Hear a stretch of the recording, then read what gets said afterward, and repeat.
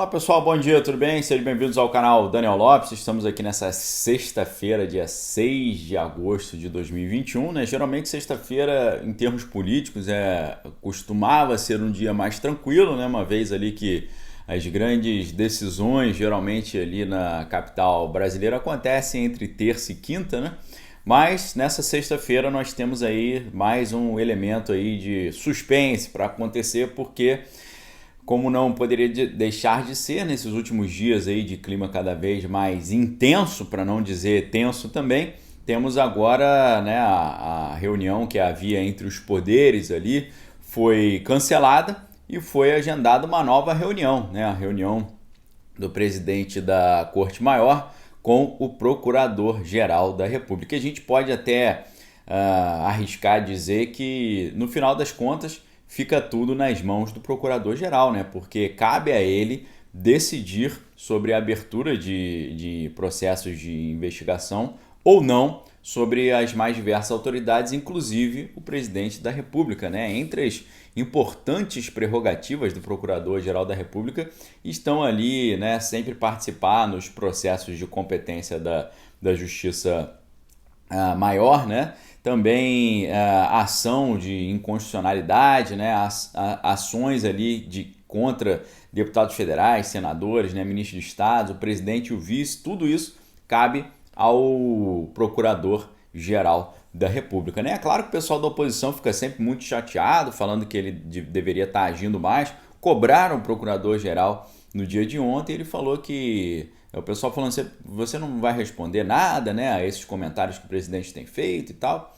E ele falou que vai responder dentro do quadrado da Constituição, né? Parece que ele usou uma expressão muito parecida que o presidente está utilizando, né? Que ele vai agir dentro das 4 linhas da Constituição. Parece que eles usaram ali um termo semelhante. Então, hoje, meio-dia, está agendada uma reunião do presidente do Poder Judiciário com o Procurador-Geral da República, né? Então, foi cancelada aquela reunião com os presidentes dos poderes e foi agendada para hoje, meio-dia, essa reunião com o Procurador-Geral. Tem uma situação ainda ali em aberto, né? Porque o presidente já manifestou o interesse de reconduzir o Procurador-Geral da República para o cargo, mas essa recondução ainda não se efetivou, porque ele ainda precisa passar por uma nova sabatina no Senado. É o mesmo caso também do André Mendonça, né, que está sendo indicado ali para substituir o decano, né, que se aposentou, mas ele precisa ainda fazer essa sabatina no Senado, né? E como é que fica uma sabatina dessa num cenário conturbado como esse, né? O Senado aprova, o Senado não aprova, está tendo uma comissão parlamentar lá no Senado, como é que fica isso? Então, a gente vai ter que ver como é que essa nova base aí da articulação, depois dessa reforma ministerial, vamos ver se isso vai ser suficiente, né? Mas muitos poderiam dizer, né, está tudo agora nas mãos do Procurador-Geral da República, né? Alguns poderiam dizer, está tudo nas mãos do Procurador-Geral da República e também do presidente da Câmara, né? Porque o presidente da Câmara tem o poder de aceitar um pedido de impeachment e o procurador-geral tem o poder de aceitar um processo, né? A abertura de um processo contra o presidente. Então, alguns poderiam dizer que, no final das contas, a questão está nas mãos dos dois.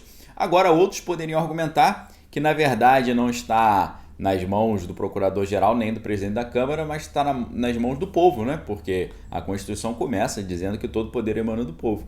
Então, no final das contas, é o povo que decide, né? Alguém pode argumentar isso. Ou outros podem dizer também que, no final das contas, não está nas mãos nem de um nem de outro, está nas mãos de Deus. Também você pode terceirizar lá para Deus isso também. Agora, o fato é que essa reunião de hoje ela é importante, né? Ela traz aí uma grande expectativa do que vai sair dessa reunião. Será que depois da reunião o Procurador-Geral vai dar alguma palavra ali um pouco mais incisiva ou não? Mas também a gente tem que perceber que a questão da palavra pública, ela não necessariamente ela coincide com as atitudes práticas, não é verdade?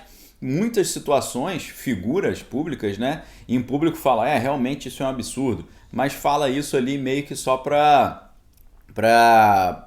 bater o cartão, né, para constar.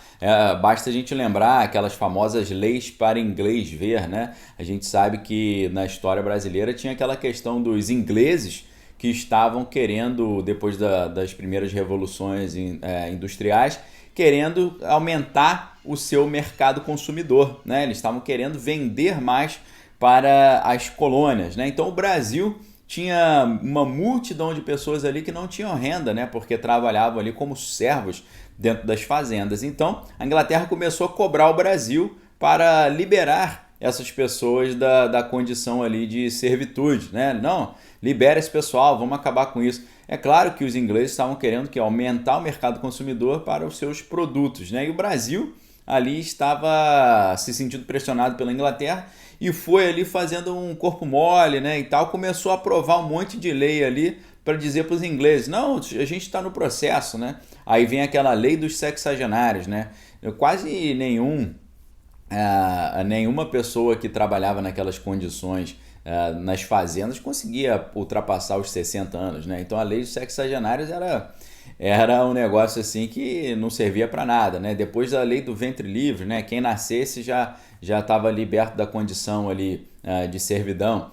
Então foram leis só para inglês ver, né? Coisa assim só para enrolar os ingleses. Às vezes a gente vê também nas declarações públicas coisas semelhantes, né? Fala, é realmente um absurdo. Aí, no final das contas, lá, na verdade, a prática não condiz com isso. Então a gente tem que ficar atento também às manifestações públicas, né? As opiniões públicas, porque muitas dessas opiniões, às vezes, são só para acalmar os ânimos, né? E na prática ali a coisa não é semelhante, porque a gente sabe que o procurador-geral ainda precisa passar por essa sabatina, caso tenha o interesse de ficar mais 2 anos no cargo aí da Procuradoria-Geral, e também, assim como é o caso do André Mendonça, que foi indicado para substituir lá o decano. Então, a gente vai ficar nessa expectativa, né? E ainda que dessa conversa saiam assim declarações assim um pouco mais incisivas, não necessariamente isso significa que a prática será incisiva também.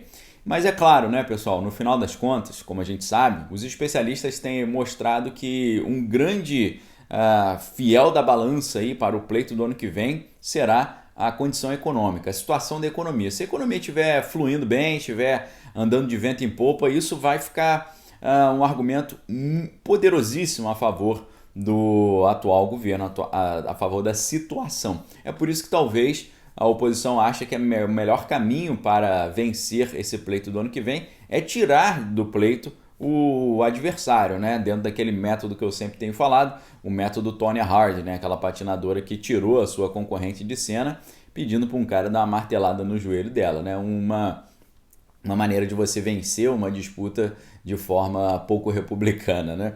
Agora, a gente sabe, e como eu sempre tenho falado, que a superação da crise sanitária vai ser o grande catalisador da recuperação econômica. E a gente tem dados muito legais sobre isso nesta sexta-feira. A ocupação dos hospitais públicos está abaixo de 50% no estado de São Paulo.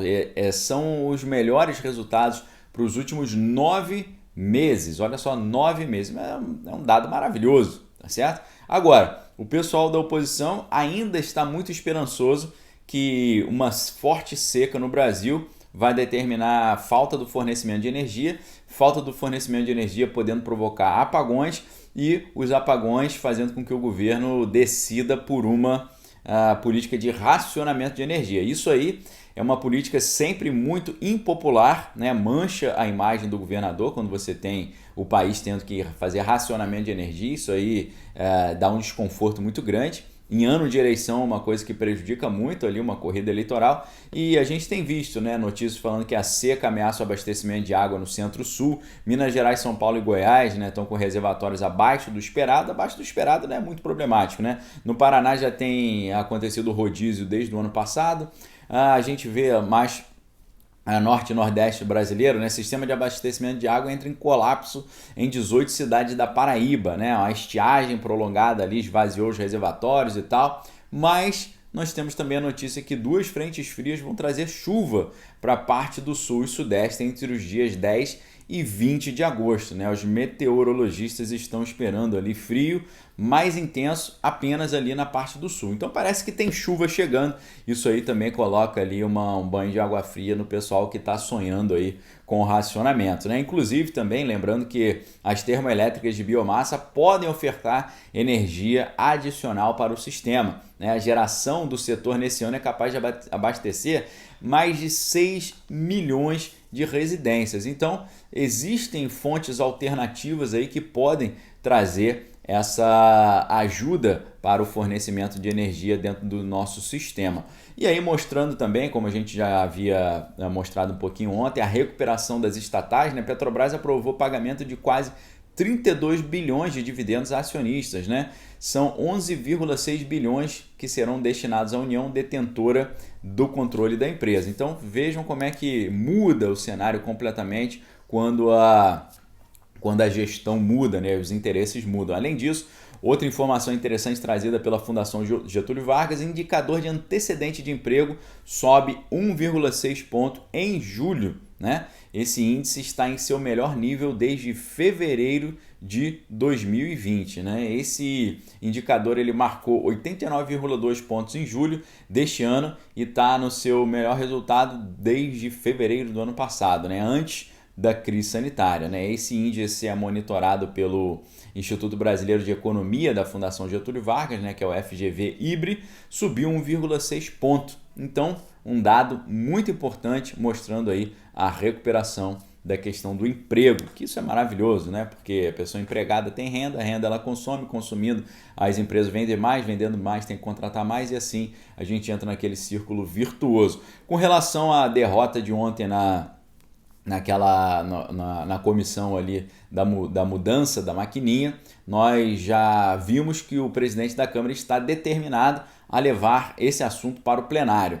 Já tem muita gente da imprensa, né, e da oposição falando que é uma manobra que não é legal, é uma manobra que foge ali dos regimentos, mas vamos ver como é que isso vai se encaminhar também. Pode ser que essa esperança que muitos têm de ver uma modernização desse processo, pode ser que essa esperança se renove, talvez no dia de hoje. A gente precisa acompanhar isso de perto também, ok? Forte abraço para vocês, fique com Deus, examine todas as coisas, retém que é bom. A gente se vê em breve aqui no canal Daniel Lopes. Obrigado pela audiência, uma excelente sexta-feira para vocês, forte abraço, valeu!